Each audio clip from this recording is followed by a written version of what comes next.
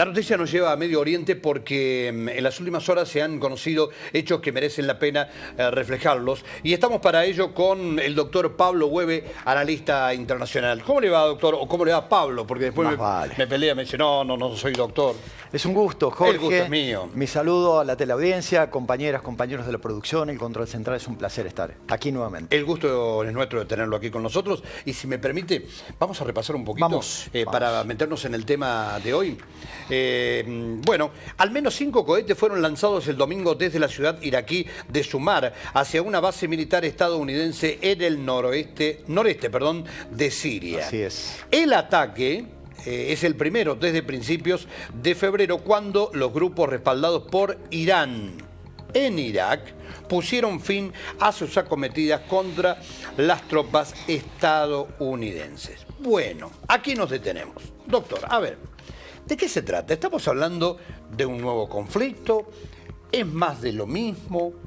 Es más de lo mismo, Jorge. ¿Qué lectura tenemos que hacer de esto? Es más de lo mismo. Recordemos que en su momento, cuando Estados Unidos en 2003 invade Irak, supuestamente porque Saddam Hussein era el terrorista, era un hombre que tenía armas de destrucción masiva, era el demonio, bla, bla, bla, y todas las cosas, a pesar de que siempre se dicen medias verdades, Jorge, y cuando se dicen medias verdades es porque hay una mentira detrás. Si yo le digo a usted que en el año 1987 Estados Unidos y el Reino Unido le financiaron 2 fábricas de armas biológicas y químicas en Irak, y luego, con la doble moral que tienen varios países de Occidente, dicen, no, hay que derrocar a este presidente porque tiene armas de destrucción masiva. Claro, porque ellos se las habían instalado.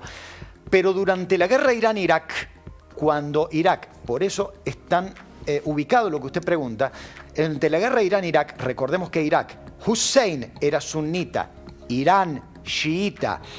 Irak le tiraba armas de destrucción masiva, armas biológicas a los iraníes, porque Occidente decía, está bien, a la gente del Ayatollah Khomeini hay que exterminarla. Cuando termina esa guerra y cuando empieza a subir el precio del petróleo, ojo porque ese tema lo vamos a traer para acá ahora, empiezan a cambiar las cosas y ya Hussein era una molestia. Perfecto. Llevan la, entre comillas, democracia occidental a Irak, y dados los números de la población de Irak, era absolutamente previsible que la primer minoría de Irak, que son chiitas, llegaran al gobierno. Y hoy llegaron al gobierno. ¿Quiénes son? Son pro-iraníes. Ahora vengamos a la actualidad, Jorge. El grupo que está gobernando actualmente Irak es un grupo marcadamente anti-israelí, anti-occidental y pro-iraní.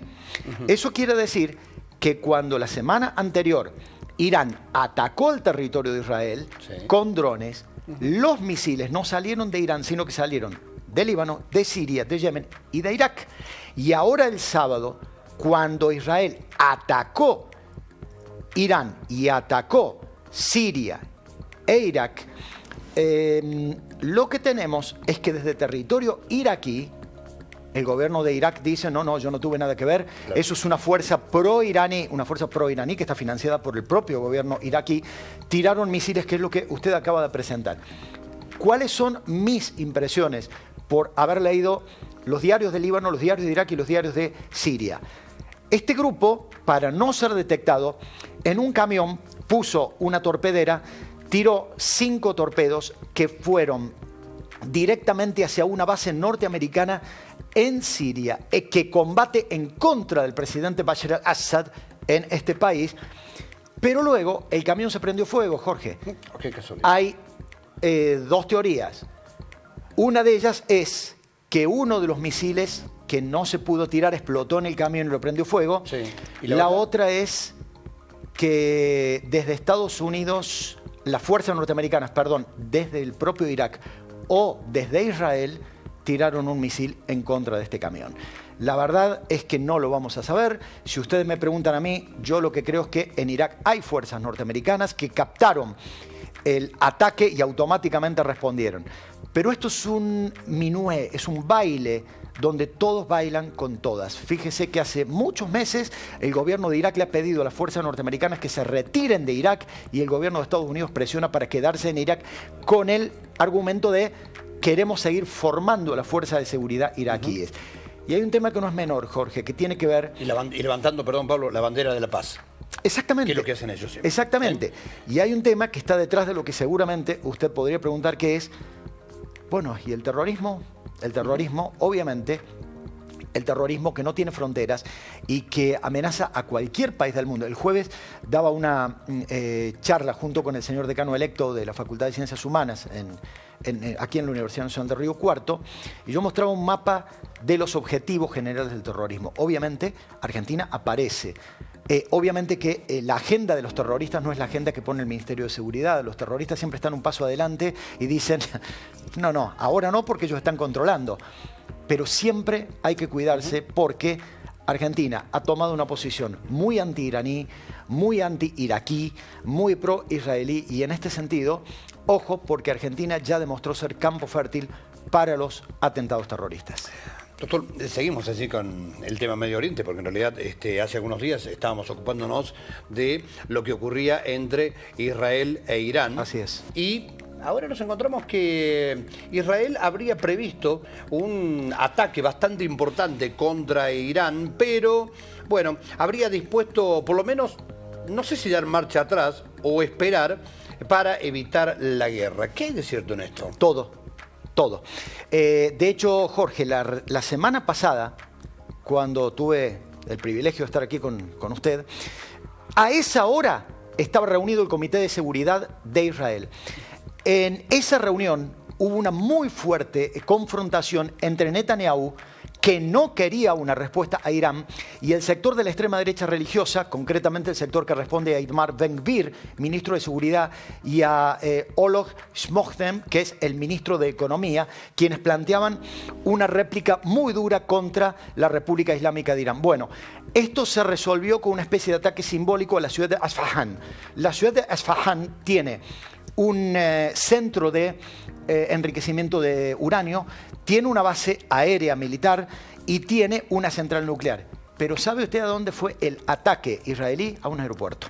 Es decir, de alguna manera, así como dijimos la semana pasada que Irán tiró casi como para que Israel lo detectara, le puedo contestar que Israel ataca a la República Islámica de Irán casi como diciendo, mirá que yo también puedo llegar y mirá que yo sé dónde tenés los centros nucleares.